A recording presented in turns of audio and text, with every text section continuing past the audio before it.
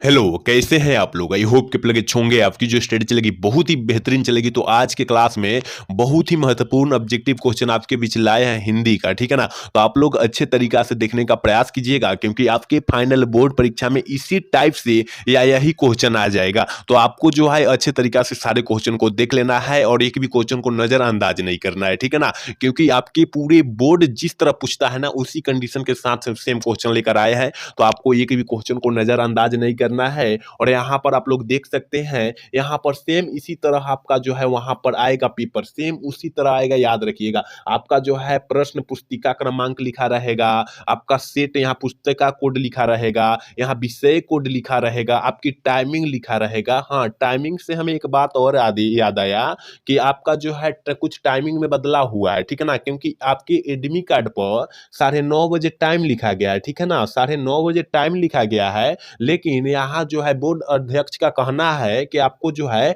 8:30 बजे ही एंट्री कर लेना है, यानी 9 बजे के अंदर अंदर आपको जो है उसमें प्रवेश कर जाना है। नहीं तो 9:01 हो गया, 9:02 हो गया, आपको एंट्री नहीं किया जाएगा, आपको परीक्षा में बैठने नहीं दिया जाएगा, आप परीक्षा से वंचित हो जाएंगे। आप लोग इस टाइम का याद रखिएगा, ठीक है ना? और जिसका दोपहर में 2 बजे है, कितना 2 बजे है, उसको 1 घंटा पहले, यानी 1 घंटा मतलब एक बजे जुड़ जाना है, वहां पर चल जाना है और जाकर 1:30 बजे के अंदर अंदर उसमें प्रवेश कर जाना है। आप लोग याद रखिएगा, इस टाइम को अच्छे तरीका से याद रखिएगा, क्योंकि बिहार बोर्ड साफ कह रहा है आप कहीं भी लेट कीजिए, हम 1 मिनट भी लेट होगा आपको नहीं एंट्री करने देंगे। और जो अगर टीचर भी एंट्री करा लेते हैं आपको, तो उसको भी सस्पेंड किया जाएगा, यानी एक्सपेल्ड जानते हैं ना, उसको भी नौकरी खतरा में हो जाएगा, ठीक है ना? तो आप लोग इस कदम न उठाइएगा और आप लोग कोई चिट्ठा फिटा के फेरा में न फंसिएगा, नहीं तो आपका जो है परीक्षा से वंचित कर दिया जाएगा आपको, ठीक है ना? आप लोग इसको फेर में न फंसिएगा, ठीक है ना? अपना टाइम पर, अपना जो है समय पर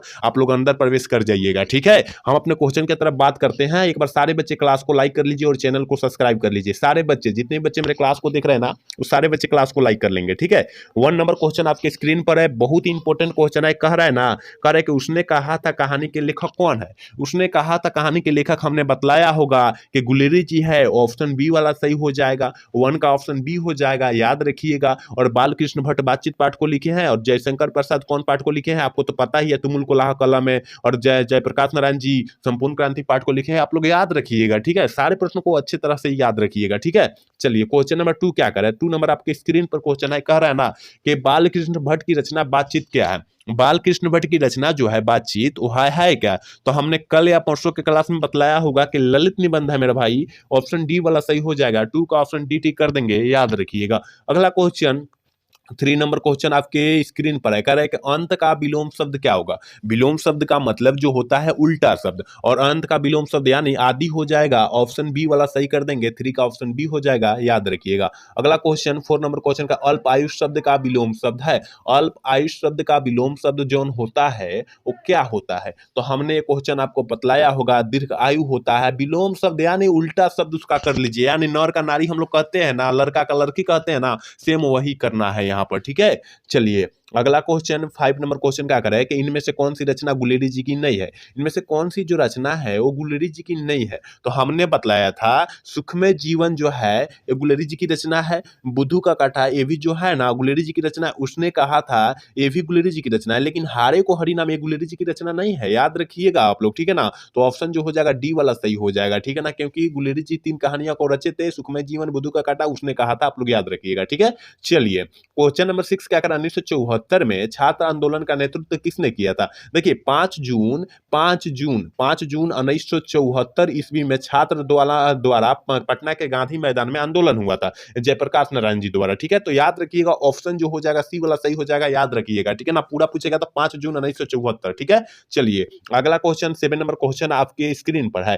कह रहा है ना कि प्रजा सोशलिस्ट पार्टी का गठन कब हुआ था? प्रजालिस्ट सोशल पार्टी का जो गठन हुआ था ना, वो कब हुआ था? तो ये हमने क्वेश्चन आपको बतलाया होगा मेरे भाई 7 का ऑप्शन जो हो जाएगा सी हो जाएगा, 1952 ईस्वी में किया था। ऑप्शन सी वाला हम लोग टिक कर देंगे। याद रखिएगा, बहुत ही महत्वपूर्ण आज की इस क्लास में क्वेश्चन लाए हैं, तो इस महत्वपूर्ण ऑब्जेक्टिव क्वेश्चन को अच्छे तरीका से आप लोग रटिएगा, ठीक है।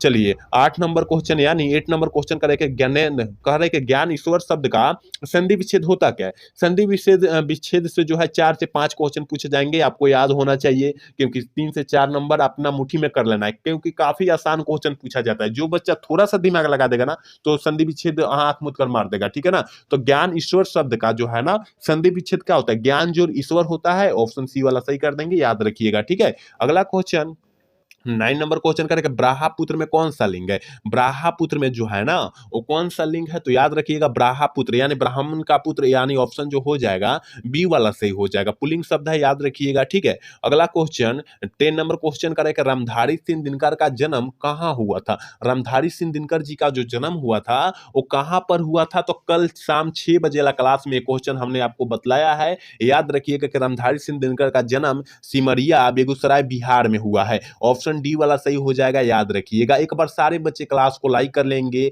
और चैनल को सब्सक्राइब कर लेंगे, क्योंकि बार बार कहना पड़ रहा है आप लोग क्लास को लाइक भी नहीं करें और चैनल को सब्सक्राइब नहीं करें। आपके लिए हम इतना मेहनत कर रहे हैं, इतना प्रयास करें, और आप हमारे लिए छोटा सा प्रयास नहीं करें, वो प्रयास आपको करना होगा, ठीक है ना, करना जरूरी है, और सारे बच्चे वो प्रयास कीजिए, ठीक है। अगला क्वेश्चन की तरफ बात कर लेते हैं। 11 नंबर क्वेश्चन करें, दिनकर जी की पत्नी का क्या नाम था। दिनकर जी की पत्नी का जो नाम था वो क्या था, जल्दी से जो है ना 11 का ऑप्शन बतला दीजिए क्या हो जाएगा। तो याद रखिएगा दिनकर जी की पत्नी का नाम जो था श्यामवती देवी था, ऑप्शन ए वाला सही हो जाएगा, ठीक है। चलिए 12 नंबर क्वेश्चन करें कि दिनकर जी की कविता वर्ष की कितनी वर्ष की अवस्था में पहली कविता जो है ना पुस्तक जो है क्या हो चुकी थी, प्रकाशित हो चुकी थी, लंच हो चुकी थी, तो हमने बतलाया था 21 वर्ष की अवस्था में, ऑप्शन ए वाला सही कर देंगे, 12 का ऑप्शन ए हो जाएगा, ठीक है।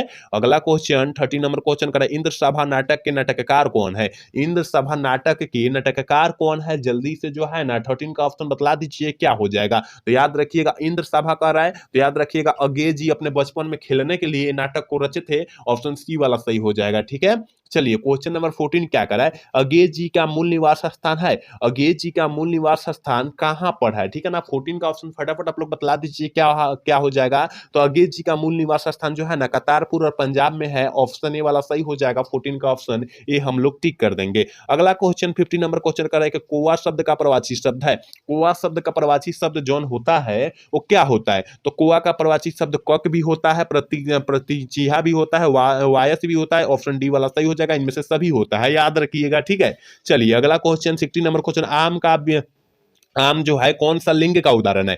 आम जो है कौन सा लिंग का उदाहरण है, हम लोग कहते हैं ना आम, तो आम स्त्रीलिंग है क्या पुल्लिंग है, तो आपको पता होना चाहिए कि आम मेरे भाई पुल्लिंग शब्द है। क्या है, पुल्लिंग शब्द है, ऑप्शन जो हो जाएगा ना 16 का ऑप्शन बी हो जाएगा, याद रखिएगा। अगला क्वेश्चन 17 नंबर क्वेश्चन करेगा, उपवन में कौन सा उपसर्ग है। हमने बताया था किसी शब्द के पहले जुड़कर एक नया शब्द का निर्माण कर देता है, उसे हम लोग उपसर्ग बोलते हैं। और हमने प्रत्यय किसे कहते हैं, तो प्रत्यय हम लोग उसे कहते हैं जो किसी शब्द के अंत में जुड़कर एक नया शब्द का विकास कर देता है, एक नया शब्द को बना देता है, उसे हम लोग प्रत्यय कहते हैं। तो इस तरह का आप लोग याद रखिएगा। तो यहाँ उपसर्ग पूछा जा रहा है, तो पहले जुड़ेगा और पहले जुड़कर एक नया शब्द का निर्माण कर देगा, तो याद रखिएगा उपसर्ग हो जाएगा, ऑप्शन बी वाला सही हो जाएगा, उप हो जाएगा, ठीक है।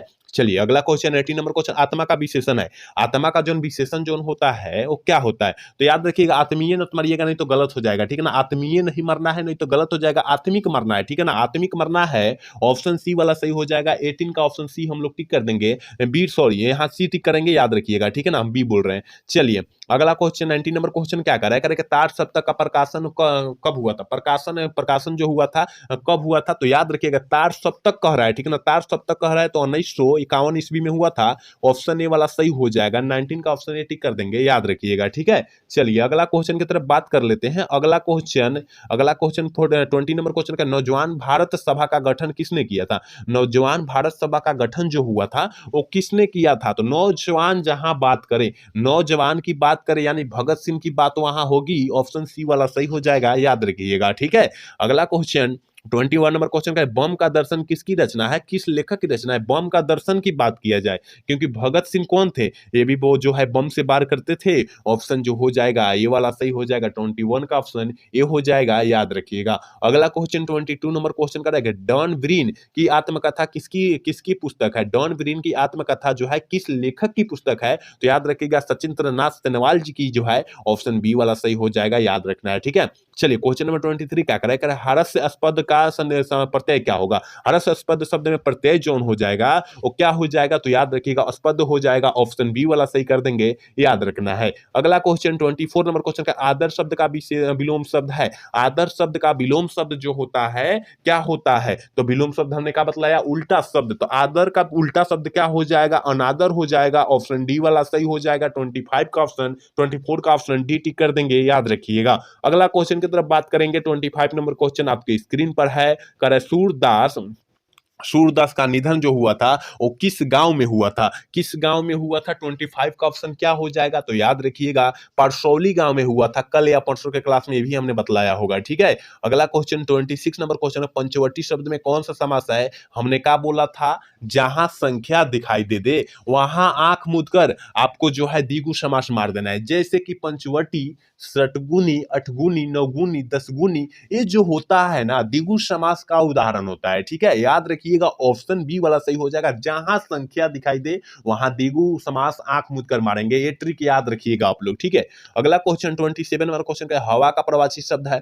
हवा का प्रवाची शब्द जौन होता है वो क्या होता है, तो हवा का प्रवाची शब्द क्या होता है। देखिए हवा का प्रवाची शब्द जौन होता है, पवन भी होता है, वायु भी होता है, मतलब हवा को हम लोग किस किस नाम से जानते हैं वही प्रवाची शब्द हम लोग कह देते हैं, ठीक है ना। तो याद रखिएगा पवन भी कहते हैं, जलज भी कहते हैं, हवा भी कहते हैं, वायु भी कहते हैं, आप लोग याद रखिएगा, ऑप्शन ए वाला सही हो जाएगा, ठीक है। चलिए क्वेश्चन नंबर 28 क्या करें, मेरी वासरी किसकी कृति है, किस लेखक की कृति है। मेरी वासरी जो है ना वो किस लेखक की कृति है, जल्दी से जो है ना, जल्दी से जो है 28 का ऑप्शन बतला दीजिए क्या हो जाएगा। तो हमने बतलाया होगा मेरी वासरी जो है जगदीश चंद्र माथुर जी की कृति है, ऑप्शन बी वाला सही हो जाएगा। 28 का ऑप्शन जो हो जाएगा बी हम लोग टिक कर देंगे। चलिए 29 नंबर क्वेश्चन करेगा, जगदीश चंद्र माथुर किस राज्य के शिक्षा सचिव नियुक्त हुए थे। बहुत इंपॉर्टेंट क्वेश्चन है, और कल के क्लास में प्रश्न हूबहू यही प्रश्न आया था कि जगदीश चंद्र माथुर जो है ना किस राज्य के शिक्षा सचिव नियुक्त हो चुके थे, चुने गए थे, तो बिहार के, ठीक है। ऑप्शन सी वाला सही कर देंगे, 29 का ऑप्शन सी हो जाएगा, याद रखिएगा। चलिए अगला क्वेश्चन 30 नंबर क्वेश्चन करेगा, बोलते क्षण किस साहित्य विधा की कृति है। बोलते क्षण जो है किस साहित्य विधा की कृति है, तो हमने आपको बतलाया था बोलते क्षण जो है ये जो है रघुवीर सहाय जी की रचना है, और यह किस प्रकार की विधा की कृति है, तो याद रखिएगा यह निबंध है, ऑप्शन ए वाला सही हो जाएगा, याद रखिएगा। ये सारे प्रश्न को अच्छे तरीका से आप लोग याद रखिएगा, ठीक है ना, सारे प्रश्न को, क्योंकि जितना मैं प्रश्न करा रहा हूं ना बहुत इंपॉर्टेंट प्रश्न करा रहा हूं 2025 के परीक्षा के व्यू से, तो आपको सारे प्रश्न को अच्छे तरीका से रट जाना है, तो रट जाना है, ठीक है। अगला क्वेश्चन 31 नंबर क्वेश्चन करें, निम्न में से कौन सी रचना जगदीश चंद्र माथुर जी की है। जल्दी नहीं है, जगदीश चंद्र माथुर जी की नहीं है, तो याद रखिएगा 31 का ऑप्शन जो हो जाएगा सी हो जाएगा। रेशमी टाई जो है जगदीश चंद्र माथुर जी की नहीं है, ऑप्शन सी वाला सही कर देंगे, ठीक है। चलिए क्वेश्चन नंबर 32 क्या करें, गाल बजाना मुहावरा का अर्थ जौन होता है क्या होता है। देखिए गाल बजाना मुहावरा का अर्थ जो होता है डिंग हकना, यानी डिंग हकना का मतलब जो होता है बहुत बड़ा बड़ा फेंकना, उसके पास कुछ है नहीं लेकिन इतना फेंकेगा कि उसके पास बुझाएगा कि सब अवेलेबल है ही, तो इस तरह का नहीं फेंकना है, याद रखिएगा। आपका तैयारी हुआ है नहीं, कहिएगा कि आपकी 450 पार कर देंगे, तो कैसे कर देंगे, आप लोग तो तैयारी किए ही नहीं है तो कैसे करेंगे। तो आप लोग अच्छे से तैयारी कीजिएगा तब ना आप पार करेंगे। पढ़ने वाला लड़का ये नहीं बोलता है कि हमारा इतना आएगा, ठीक है ना। चलिए अगला क्वेश्चन 33 नंबर क्वेश्चन, अत्यंत में कौन उपसर्ग है। अत्यंत में कौन उपसर्ग है, अति जोर क्या हो जाएगा, अंत हो जाएगा, अति जोर अंत हो जाएगा यानी अत्यंत हो जाएगा, ऑप्शन जो हो जाएगा ये वाला सही हो जाएगा, याद रखिएगा, ठीक है ना। ऑप्शन ये वाला सही हो जाएगा क्योंकि पहले वाले को हम लोग उपसर्ग बोलते हैं, याद रखना है, ठीक है। चलिए 34 नंबर क्वेश्चन है, बालकृष्ण भट्ट का जन्म कब हुआ था। बालकृष्ण भट्ट का जो जन्म हुआ था वो कब हुआ था, तो याद रखिएगा 23 जून 1844 ईस्वी को हुआ था, ऑप्शन डी वाला सही हो जाएगा, याद रखना। चलिए क्वेश्चन नंबर 25 क्या कर रहा है, 35 नंबर क्वेश्चन कर रहा है कि सिपाही की मां एकांकी के एकांकीकार कौन है। सिपाही की मां एकांकी के एकांकीकार जो है वो कौन है, याद रखिएगा मोहन राकेश जी है, ऑप्शन बी वाला सही हो जाएगा, याद रखना है, ठीक है। अगला क्वेश्चन की तरफ बात कर लेते हैं। 36 नंबर क्वेश्चन का निम्नलिखित में बिस्नी की पोर्शन कौन थी। बिस्नी की पोर्शन जो थी वो कौन थी, जल्दी से जो है ना 36 का ऑप्शन बतला दीजिए क्या हो जाएगा, क्योंकि हमने आपको बहुत बार बतलाया होगा कि बिस्नी की पोर्शन जो थी कुंती थी, ऑप्शन सी वाला सही हो जाएगा। 36 का ऑप्शन सी टिक कर देंगे, याद रखिएगा। अगला क्वेश्चन क्या कह रहा है, 37 नंबर क्वेश्चन आपके स्क्रीन पर है। कह रहा है कि आषाढ़ का एक दिन नाटक किसकी रचना है, किस लेखक की रचना है। आषाढ़ का एक दिन जो है ना, ये नाटक जो है किस लेखक की रचना है। तो याद रखिएगा 37 का ऑप्शन जो हो जाएगा डी हो जाएगा, क्योंकि आषाढ़ का एक दिन कहे या अंडे के छिलके कहे वो मोहन राकेश जी की रचना है। ऑप्शन डी वाला हम लोग सही कर देंगे। यहाँ पर देख सकते हैं आषाढ़ का एक दिन कहे या अंडे के छिलके कहे, आपको घबराना नहीं है, ठीक है। चलिए क्वेश्चन नंबर 38 क्या कर रहा है, कह रहा है ना कि सिपाही, कह रहा है कि हिंदी साहित्य के विकास में अपभ्रंश का युग पुस्तक किसने लिखी है, किसने लिखी है, जल्दी से जो है ना 38 का ऑप्शन बतला दीजिए क्या हो जाएगा। तो हमने आपको बतलाया होगा, ये जो लिखे हुए हैं ना, ये नामवर सिंह लिखे हुए हैं। ऑप्शन बी वाला सही हो जाएगा, 38 का ऑप्शन बी टिक कर देंगे, याद रखिएगा, ठीक है। अगला क्वेश्चन 39 नंबर क्वेश्चन कहेगा मोहन राकेश के पिता का क्या नाम था। मोहन राकेश जी के पिता का जो नाम था वो क्या था, ठीक है ना। तो 39 का ऑप्शन जो हो जाएगा ये हो जाएगा करमचंद्र गुलेलानी था। ऑप्शन ए वाला सही कर देंगे, याद रखिएगा, ठीक है। चलिए 40 नंबर क्वेश्चन का अनुसरण में कौन सा उपसर्ग है। अनुसरण में जो है कौन सा उपसर्ग का उदाहरण है, अनुसरण जो है कौन सा उपसर्ग है। तो याद रखिएगा अनु जो है उपसर्ग हो जाएगा यहाँ, ठीक है ना। ऑप्शन जो हो जाएगा सी हो जाएगा, 40 का ऑप्शन जो हो जाएगा हम लोग सी टिक कर देंगे, ठीक है। अगला क्वेश्चन 41 नंबर क्वेश्चन क्या कर रहा है, पानी का विशेषण क्या होता है। पानी का विशेषण जो होता है वो क्या होता है। विशेषण से 3 से 4 क्वेश्चन पूछे जाएंगे, आपको याद होना चाहिए। विशेषण से 3 से 4 क्वेश्चन पूछे जाएंगे, तो 3 से 4 क्वेश्चन मुट्ठी में कब करेंगे, जब आप पढ़ेंगे तब, ठीक है ना। तो याद रखिएगा अगर पानी का पूछेगा तो पानी का विशेषण पे होता है, समाज का पूछेगा सामाजिक होता है, इतिहास का पूछेगा ऐतिहासिक होता है, भारत का पूछेगा भारतीय होता है, राष्ट्र का पूछेगा राष्ट्रीय होता है, जात का पूछेगा जातीय होता है। ये सारे प्रश्नों को अच्छे से याद कर लेते हैं, इसी में से 2 प्रश्न आ जाएगा और एक अलग से प्रश्न आएगा, याद रखिएगा, ठीक है ना। आप लोग अच्छे तरीका से सारे प्रश्न को अच्छे तरीका से याद रखिएगा, क्योंकि हम बतला देते हैं कि प्रश्न आएगा तो आएगा तो आएगा, ठीक है। आप लोग अच्छे से याद रखिएगा, ठीक है। चलिए अगला क्वेश्चन 42 नंबर क्वेश्चन कह रहे कि सार्थक का विलोम शब्द क्या होता है। सार्थक का विलोम शब्द जौन होता है वो क्या होता है, जल्दी से जो है 42 का ऑप्शन बतला दीजिए क्या हो जाएगा। विलोम शब्द का मतलब जो होता है उल्टा, उल्टा शब्द, और उल्टा शब्द क्या हो जाएगा, निरर्थक हो जाएगा। ऑप्शन सी वाला सही कर देंगे, याद रखिएगा, ठीक है। अगला क्वेश्चन 43 नंबर क्वेश्चन करें अवश्य होने वाले के लिए एक शब्द क्या होगा। अवश्य होने वाले के लिए एक शब्द क्या होगा, ये तो सारे छात्र को पता होगा कि अवश्य होने वाले के लिए हम लोग क्या कहते हैं, अवश्य भावी कहते हैं। ऑप्शन डी वाला सही हो जाएगा, 43 का ऑप्शन डी हम लोग टिक कर देंगे।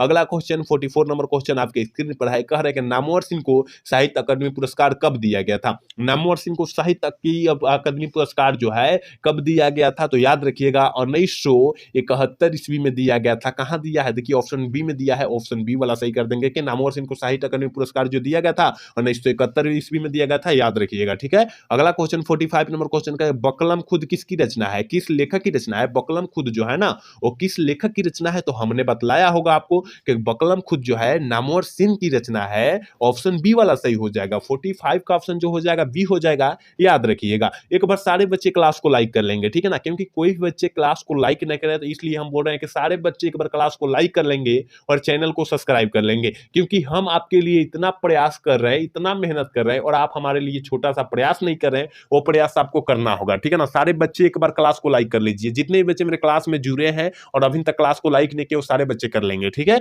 अगला क्वेश्चन की तरफ बात कर लेते हैं। अगला क्वेश्चन देखिए क्या कर रहा है, कविता के नए प्रतिमान के लेखक कौन है। देखिए हमने बताया था कि कविता के नए प्रतिमान के लेखक जो है नामवर सिंह हो जाएंगे, और कविता के नए प्रतिमान पर जो है नामवर सिंह को साहित्य अकादमी पुरस्कार जो है 1971 ईस्वी में मिला था। ये भी प्रश्न हमने अभी बतलाया, याद रखिएगा, ठीक है। अगला क्वेश्चन 47 नंबर क्वेश्चन का ओम प्रकाश वाल्मीकि जी का जन्म कब हुआ था। ओम प्रकाश वाल्मीकि जी का जो जन्म हुआ था ना वो कब हुआ था, तो ये भी हमने क्वेश्चन आपको बतलाया होगा मेरे भाई। 47 का ऑप्शन जो हो जाएगा बी हो जाएगा, 30 जून 1950 ईस्वी को हुआ था। ऑप्शन बी वाला सही हो जाएगा, ठीक है। अगला क्वेश्चन की तरफ बात कर लेते हैं। 48 नंबर क्वेश्चन का है ना, ओम प्रकाश वाल्मीकि को जय श्री सम्मान कब दिया गया था। ओम प्रकाश वाल्मीकि जी को जय श्री सम्मान जो है वो कब दिया गया था, तो 48 का जो ऑप्शनवा हो जाएगा वो सी हो जाएगा, 1996 ईस्वी में दिया गया था।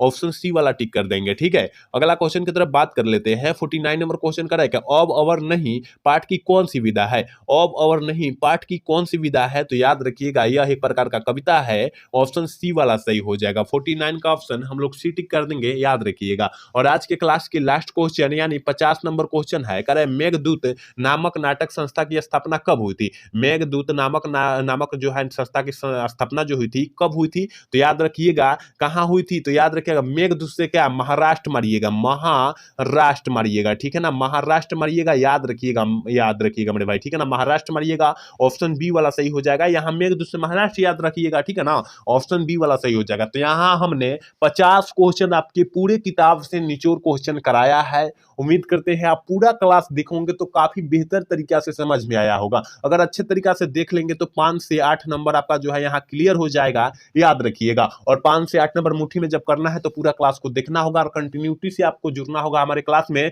दोपहर 1 बजे और शाम को 6 बजे जुड़ना अति आवश्यक है आप लोगों को, ठीक है ना। तो जरूर जुड़िएगा और इस समय जुड़ने का अत्यधिक प्रयास कीजिएगा, क्योंकि अब आपके पास टाइमिंग बहुत ही कम है, ठीक है ना। और आज का क्लास कैसा लगा आप लोग कमेंट करके जरूर बताइएगा। अगर अच्छा लगा होगा तो चैनल को सब्सक्राइब और लाइक करना भूलिएगा। जय हिंद, जय भारत।